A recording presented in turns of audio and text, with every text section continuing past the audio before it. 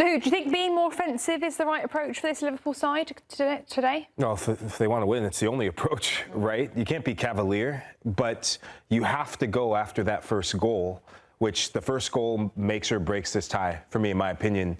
The one thing that PSG do so well, and last season, I don't think it was talked about enough, PSG away from home in the knockout rounds, they were such quick starters. Anywhere they went, they did it in North London against Arsenal. They went in the first half, did it at Anfield against Liverpool. They did it everywhere they went, Villa Park as well. Getting that first goal, it sucks the life out of the stadium for Liverpool. Every single massive comeback, you think back to 2019, the most important thing they did against Barcelona was get that first goal. That first goal gets the crowd into it, gets the players believing again. Conversely, you give that first goal, it's night-night and more booze, probably. Geoff, we didn't see Mo Salah last week in the first leg. No. What impact would you want him to have today if he were to start? Like it, no different from any other Liverpool player. You want him to have a positive impact. You want to have him a big night.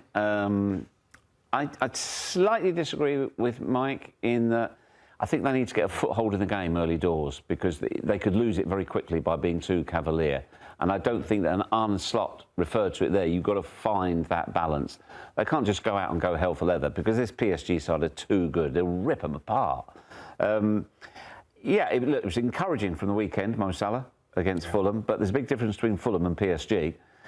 He's going to want to sign off his Liverpool career in the strongest way possible. All of these Liverpool players have motivation tonight.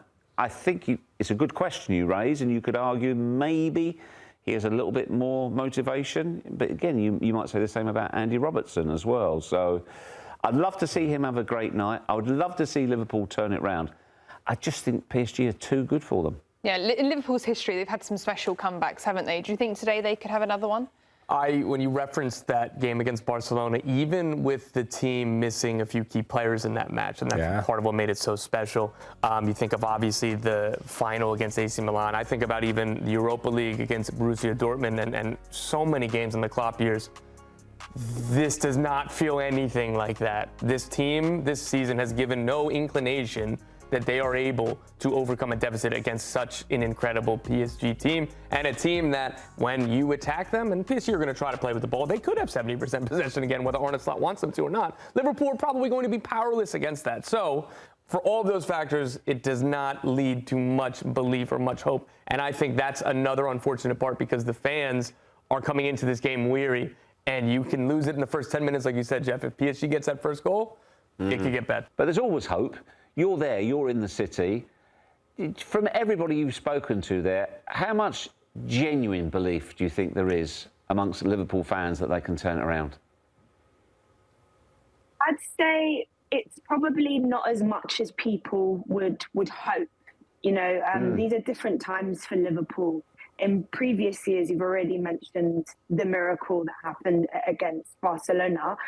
They had a stronger team, first of all. There felt to be this more of a connection between the fans and the players. At the moment, there is this certain level of unrest because fans are protesting against the increase in ticket prices. In fact, they're not going to have any banners up in the Kop end other than those that are dedicated to Hillsborough victims, and these are defending Premier League champions, and they are not performing anywhere close to that at the moment. So in terms of the starting point that they're going into this in comparison to what we saw in that turnaround against Barcelona, it's very different. And I think there is a level of realism amongst the fans. However, they do support the team, and they will support the team. They will make that noise that PSG felt last year. It's whether they can top that. And I guess what we see on the pitch, in particular, in the opening 10 to 20 minutes, may dictate that feeling amongst the crowd. Anita, so much has been made about Arne Slot's tactical decisions and lineup decisions this season, right? None bigger than choosing to go with a back three. I can't believe I said that. I can't believe he did it in the first leg. So from you, having been in the press conferences, having been on the ground, what are you hearing about his tactical approach going into this match? Because I remember listening to a press conference, and it almost sounded like there are elements of what he did in the first leg that he wants to do again. You know, They tend to keep their cards close to their chest. I think he's very aware that result or that tactic didn't pay off. They didn't get the result they wanted, and it had only been done once before, and that resulted in a loss in, I think it was in the Cup against Crystal Palace. He had to do something different. Results were not going well. But again, they are at home. They are trying to overturn a 2-goal deficit. We saw what PSG did to them last week. They tore them apart, and they can't do that on home soil, especially when they're trying to also push for one of those Champions League positions. I think they're helped by the fact they'll now be 5 in the Premier League, but it could be so damaging for the morale of the players and also just the feeling in the ground. I've already spoken about a certain level of unease. So in terms of what he does, I would say we're not entirely sure, but I think there probably is more pressure for him to start with the likes of young Rio and potentially Mohamed Salah. I know that Geoff was saying that Fulham is a completely different prospect, that if you're trying to go off the back of a good feeling, they had a really good performance at the weekend and they really needed that. Anita, I was going to thought that was an excellent answer of what Arne might do and the insights that you got there. If it was up to you, what do you think would be the best kind of combination of Liverpool attackers or shape or anything if you were in this spot? I think, me personally, I would like to see Mohamed Salah play. I know he hasn't had the best of run of late, taking out the Fulham performance. And I'm not being sentimental here because it's his last Champions League. It could be his last Champions League performance in a Liverpool shirt. I just think that if there's a player that could do anything, and Thierry had this incredible tactical analysis last week, that when Salah does well, Liverpool do well. And conversely, when he doesn't do well, the team don't do well either.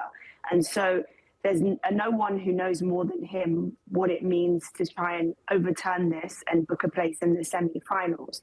So I think that's the only thing really for me. And in terms of Rio, I'd give him a shot. They've really got nothing to lose. I know they don't want to be carved apart in those early moments. And Lahoud mentioned quite rightly that last year we saw them have these really quick starts. But we also saw last year how Aston Villa were able to come back in that tie at Villa Park.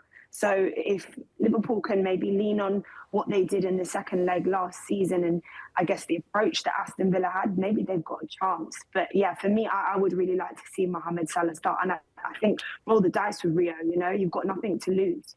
Anita, I remember that game at Villa Park very well. What about PSG, though? Because Luis Enrique has come out this week saying, look, the hardest advantage to keep in football is a 2-goal advantage. What can we expect to see from them tonight? More of the same. More of the same. I think one thing that Liverpool do need to do is challenge Safonov, because they had no shots on target last week, and that's just not acceptable. They cannot do that at Anfield, and they could risk being booed off if that was the case. But he's not the same as Donnarumma. The rest of the team is pretty much the same. I know Barcola's out and Fabian Ruiz, but this goalkeeper is not on the same level as Gianluigi Donnarumma, who was arguably the best goalkeeper in the world last season. And he saved them, be it at Villa Park, be it against Arsenal. And then it was really the final where he didn't have to do much. So if Liverpool can find their shooting boots, then I think that could be really interesting. I know Alisson isn't in goal for Liverpool, so that's also not of help for the Reds. But I just think they really need to, well, they have to attack. They can't do worse than last week. Lovely stuff, Anita. Thank you very much. Looking forward to watching you pitch side tonight with Peter. Thanks for watching this video from Morning Footy. For all news and insights regarding leagues around the world like EFL, Serie, and all UEFA competitions, both men's and women's, don't forget to sign up for Paramount+.